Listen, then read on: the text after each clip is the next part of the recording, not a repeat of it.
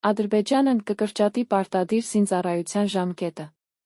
Ինչպես հայտնի է, Իլհամ Ալիևը վերջերս հայտարարել է, որ Ադրբեջանի զինված ուժերը նախապատրաստվում են լիովին համապատասխանել ՆԱՏՕ-ի չափանիշներին։ Ադրբեջանական բանակը շուրջ քառորդ դար է արդեն իսկ գտնվում է Թուրքիայի զուգշ վերահսկողության ներքո, իսկ զինվորականները բարձրագույն կրթություն հիմնականում ստանում են թուրքական ռազմական ուսումնարաններում։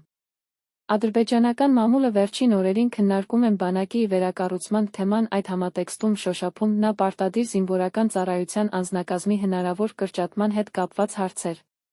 Ռազմական ծախսերն այլս Ադրբեջանի պետական բյուջեի համար ծանր բեռ են։ Սոցիալական ցանցերում Եվրոպայում ադրբեջանական վտարանդության տեղեկատվական հոսքերում բարձրացվում են այսպես կոչված ազատագրված տարածքներում վերաբնակեցման հետ կապված սուր հարցեր։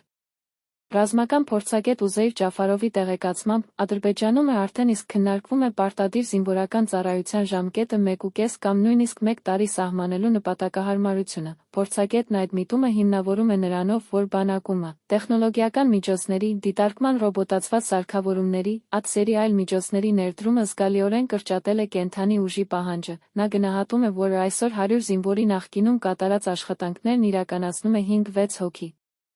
Ջաֆարովը ենթադրում է, որ Ադրբեջանը կընդօրինակի եղբայրական Թուրքիայում գործող կարգը, որտեղ պարտադիր զինվորական ծառայության համար նվազագույն ժամկետ է սահմանված, բայց զինվորներին տրված է կյանքը բանակի հետ կապելու պայմանագրային ծառայության անցնելու հնարավորություն։ Ադրբեջանցի ռազմական փորձագետը համարում է, որ եթե մարդ պետք է գիտական, ստեղծագործական ինքնադրսորում ունենա, ապա պարտադիր չէ, որ նա զորակոչվի բանակ, թող հայրենիքին այլ բնակավարներում ծառայի, բայց զինվորական պատրաստություն անցնի։